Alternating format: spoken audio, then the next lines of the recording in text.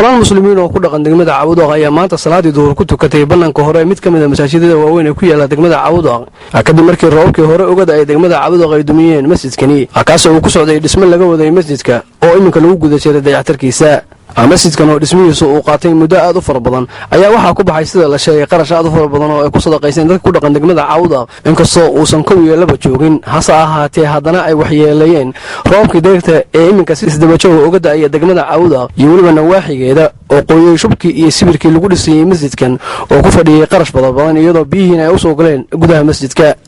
tira laba jeer oo hore oo aysan ku jirin hadda ayaa masjidkani waxa hore u dumiyay roobkii hore uga da'ay degmada Cawdaq marna waxa loo dumiyay farsamo xumo iyo injineerkii oo si qaldan u dhisay sida ay sheegeen mashaayikhda iyo mas'uuliyiinta gacanta ku haya masjidkani waxaana arrintan sharaxaya Sheekh Liibaan Xaaji Maxamuud oo kamid ah culimada markaasi gacanta ku haysa mas'uuliyadda masjidkan oo ka hadlay waxa uu baahan yahay sida uu yahay qarash fara badan baa galay in la dhiso hadda diyaar u yahay chaygi iyo ciidii iyo waa kuwaan yaala oo wixii la heli karo chay ah waa la soo dhigay ciidii sidoo kale waxba laga soo dhigay biri waxba ka yaala laakiin hadda wuxuu u taagan yahay wax yar oo dhamaystir oo lacagta shaqaalu qaadan lahaa iyo lacagta sibirka lagu gadi lahaa iyo lacagta albaabada iyo daaqadaha lagu gelin lahaa iyo lacagtii waxa la yiraahdo mutulaalka lagu dhigi lahaa iyo lacagaha noocaas u taagan yahay waxaan rabnaa marka dadka muslimiinta ah ee muxsiniinta ah ee ka qayb gala inay masaajida dhisaan iyagoo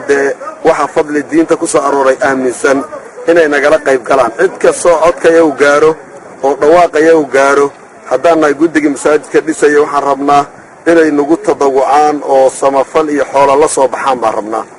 sidoo kale macallin nuur xirsi iyadoo asna kamid ah mashaayikhda gacanta ku haysta mas'uuliyadda masjidkani ayaa ugu baaqay guud ahaan qurba joogta ku nool wadanka dibadiisa gaar ahaan muslimiinta oo idil inay ka qayb qaataan markaana si ay ajar uga helaan wax ka dhisan masjidkani ayuu sidoo kale uu sheegay cid ka qayb qaata in aakhiriya adduun ay liibaani doonaan masaajidku waxyaalo badan buu rabaa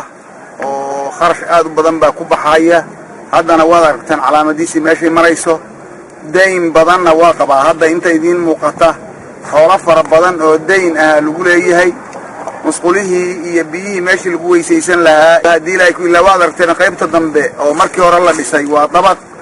wixii oo dhan buu rabaa 200,000 weeye marka masaajidka inaad ka soo qaybsataan dadka ka soo qayb gashaan wixii adillaa awalna waa haysteen dad islaam ah dadtiin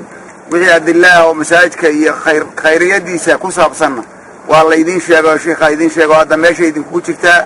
waana idin soo gudbinaynaa masaajidka guddigiisa inta maaragta la rabo in lala soo xiriiro iyo meelaha lacagta soo qaadi kara iyo akoonkiiba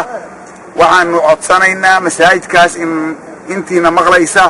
oo islaam ah oo jaaliyada ma ahaadeen ama dad kale oo islaam ah oo ehel ha ahaadeen